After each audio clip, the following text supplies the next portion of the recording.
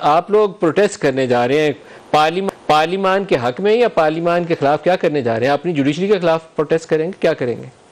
देखिए, हमने किसी के खिलाफ प्रोटेस्ट नहीं, हम तो प्रोटेस्ट कर रहे हैं जो एक वकला की पूरी 2 दहाइयों से ज्यादा की डिमांड है, और उसके नतीजे में अगर आज कोई कानून बन गया है तो उसको जो सिर्फ अपनी जाती अना की भेंट चढ़ा दिया जाए कि जी इस वक्त ये सूरत हाल है, टाइमिंग ठीक नहीं है, तो मैं समझता हूँ ये बिल्कुल ठीक बात नहीं है। सर ऐसे मून साहब, मैं शायद का खान साहब मेरे साथ बैठे हैं, मैंने इनसे बड़ी कोशिश की है कि मुझे बता दें कि आपसे कोई जाती अनाद या दुश्मनी सुप्रीम कोर्ट के किसी जज की है क्या?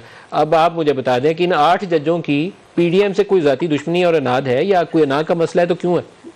मैं ये समझता हूँ कि आज हमारे जो कन्वेंशन था पूरे पाकिस्तान के वकला थे, पूरे पाकिस्तान की जो 6 बार काउंसिलें हैं वो सारी की सारी थी। 10 हाई कोर्ट के सदूर जो थे बेंचेस के, मेन पेशावर के, कराची के, उन्होंने उसमें पार्टिसिपेट किया और सारों ने यूनानिमसली, किसी एक सिंगल डिसेंटिंग नोट नहीं आया।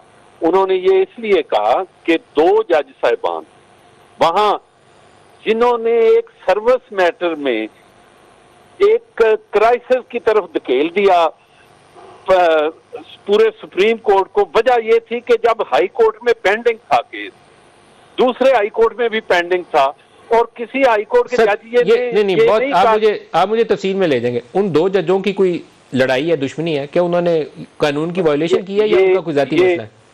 ये पता नहीं, उनका कोई शायद जाती मसला हो। और यहाँ पे हर इंसान जो होता है ना जी, ये ह्यूमन इंस्टिंक्ट में होता है कि हर बंदे की अपनी एक लीनिंग होती है। लेकिन मुज़ाहिर अली अकबर नकवी और इजाजुल एहसन साहब ने वो केस भिजवाया सुप्रीम कोर्ट के चीफ जस्टिस को, तो सुप्रीम कोर्ट के चीफ जस्टिस ने भी उस पर नोटिस ले लिया, तो क्या चीफ जस्टिस का भी कोई जाती मसला है? मैं यही अर्ज करने लगा हूँ। असल में सुप्रीम कोर्ट की तकसीम के नतीजे में शायद वो उस प्रेशर में उन्होंने नोटिस ले लिया।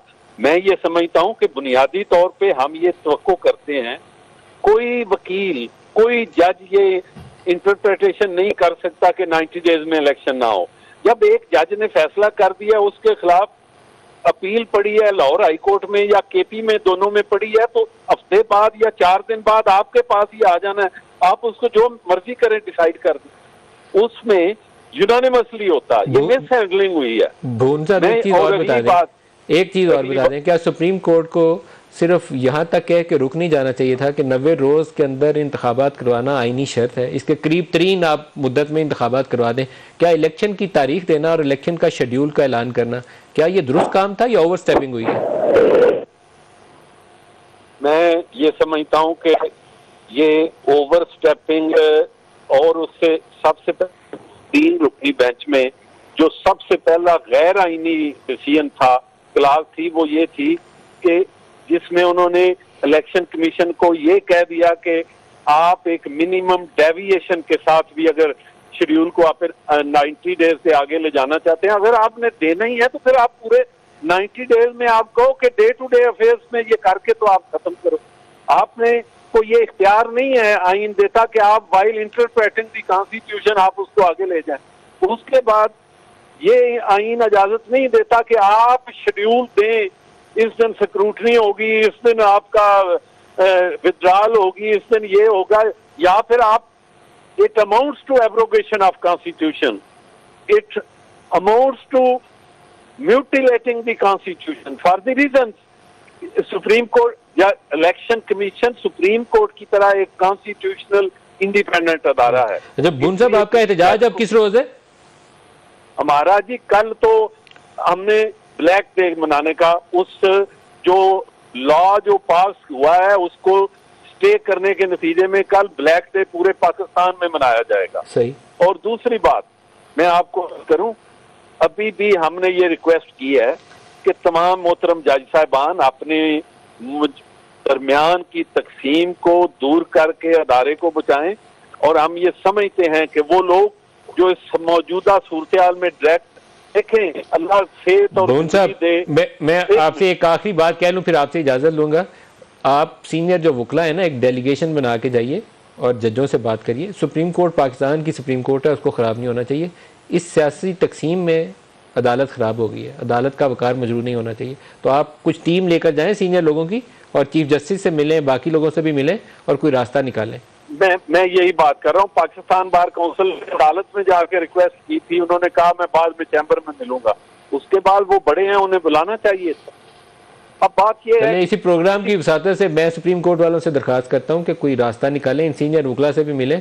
अना की लड़ाई नहीं होनी चाहिए। सुप्रीम कोर्ट पाकिस्तान का एक अदारा है। मोहम्मद हनीफ साहब BBC में एक कॉलम लिखते हैं और आज उन्होंने ये जुडिशरी वाले इशू पे एक कॉलम लिखा हुआ है। तो उसकी आखिरी 2-3 लाइनें, पूरा वैसे कॉलम पढ़ने वाला है लेकिन आखिरी 2-3 लाइनें हैं। उन्होंने लिखा हुआ कि भुट्टो को फांसी देने वाले जजेस से आज तक कोई सवाल नहीं पूछा गया। इफ्तिखार चौधरी से कोई सवाल नहीं हो सका। साकिब निसार जिन्होंने चारपाई डालकर डैम का पहरा देना था, उनसे कोई सवाल नहीं पूछा जा सका। तो आगे जाके वो आखिरी लाइन में लिखते हैं कि मुझे ये नहीं मालूम कि आजकल पाकिस्तान का असल में सबसे बड़ा मुनसफ है कौन, लेकिन इन जजों से क्या ये पूछा जा सकता है कि यहाँ मुनसफी कर रहे हैं कि अपना शौक़ पूरा कर रहे हैं। बड़ी मीनिंगफुल लाइन है अगर इसको समझने की कोशिश की जाए। शायद खान अब्बासी साहब, आप ही इसकी कोई वजाहत कर दें कि मुनसफी हो रही है, शौक़ पूरा करने की तो वजाहत नहीं कर सकते। मैं तो ये कहूँगा कि जिस बात के करीब भी मैं और आप नहीं जाते थे टीवी के प्रोग्राम पर, आज हम खुलकर बात कर रहे हैं। इसलिए कि मुझे हर आदमी में आग लगी नजर आती है। मैं तो ये बर्दाश्त नहीं कर सकता। मेरा ख्याल है यही बात सुप्रीम कोर्ट के चीफ जस्टिस साहब के लिए काफ़ी होनी चाहिए कि अपने इदारे की साख बहाल करें, अपनी साख बहाल करें। लेकिन ये उनके पास मौका है। ये हमारे इदारे हैं। अगर आग लगी हो मुल्क में और मैं आंखें बंद करके बैठा रहूं तो बहुत बड़ी ज्यादती होगी, मुझे सवाल उठाना पड़ेगा। नहीं, आग लगी हो, आंखें बंद करके बैठे तो एक जुर्म है, अगर उस आग में शामिल हो जाए तो दूसरा जुर्म। ये मसला है। तो इस वक्त वो आपको लगता है कोई इसमें शामिल है? आपके सामने जो कुछ हो रहा है आपके सामने। आज एक अमल से, मैं छोटी सी बात कही, एक बना देते। जजों का तकाजा था, वकला का तकाजा था, मुल्क का आदमी, हर आदमी। फुल कोर्ट पे भी आपने 2 जजों को उठाने का सवाल करना था। ये तय था, मुजाहिर अली अकबर नकवी और इजाजुल हसन, आपने कहना था उनके माइनस फुल कोर्ट बनाए, क्योंकि उससे वो 7-5 की तकसीम हो जाती थी। ये जो 7-6 जहाँ पे बेंच पहले डिसाइड हो गया फैसला क्या आएगा, वो भी कैलकुलेटेड चल रहे हैं और आप भी कैलकुलेटेड। देखिए, इसके अंदर आप अंदर जाना चाहें ना, इस मामले में, ये मामला बड़ा गंभीर है। मुझे कुछ इल्म है ये सारा मामला है क्या है, नहीं, मैं उसमें नहीं जाना चाहता, यकीन करें वो मुनासिब नहीं है। अब नेक्स्ट स्टेप के ऊपर यहाँ स्पेकुलेशन ये है कि अगले स्टेप में आपके 2-3 वजीर, मेरे ख्याल तल्ला साहब ने इस पर शायद कोई ट्वीट भी किया है, 2-3 आपके वजीर और शहबाज शरीफ साहब, वो तो मैं आपको पिछले प्रोग्राम में भी कहा था कंटेम्प्ट में वो जाएंगे आपके वजीर आज़म। ये मुझे ज़्यादा आपकी ख्वाहिश लगती है। नहीं, अमली तौर पर होगा ना जी, वो चीफ एग्जीक्यूटिव पर अल्टीमेटली रिस्पॉन्सिबिलिटी फ्रेम होती है। और पार्लियामान ने कहा है, चीफ एग्जीक्यूटिव पे आप कैसे उंगली उठाएंगे? पार्लियामान ने कहा है कि हम नहीं पैसे देते।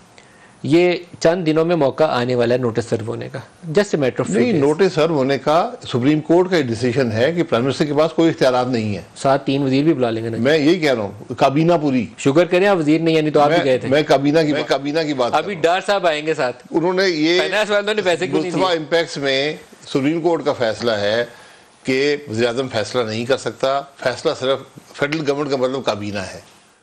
तो आपको पूरी काबीना को फारिग करना है। 63 में उन्होंने क्या लिखा था, स्पिरिट ऑफ द कॉन्स्टिट्यूशन, तो यहाँ वो स्पिरिट ऑफ द वज़ीर आज़म देखेंगे, इनकी स्पिरिट ठीक नहीं, वो उसको डिफाइन कर चुके हैं ना, डिफाइन ना किया, सुप्रीम कोर्ट नहीं किया था, दोबारा डिफाइन कर देंगे। हाँ, ये उनकी मर्जी है जी, रीडेफिनेशन कर देंगे। वज़ीर आज़म की नौकरी खतरे में समझे संजीदगी के साथ। देखिए, ये बुहरान बढ़ जाएगा, मैं आपको हकीकत से कह रहा हूँ। आज भी ये वक्त है कि इसको मामले को निपटा लें, इसको यहीं पे ख़त्म करें और सारे इदारे एक मुल्क के मफाद को सामने रखें। तो फिर सर, मुझे तो आपके सारे इदारे, मुझे लगता है कि अपना अपना काम कर रहे हैं और तरीके से, वो नहीं कर रहे लेकिन कुछ और कर रहे हैं। ये बात दुरुस्त है कि जो उनका काम नहीं है उसमें सारे मुलव्वस हैं।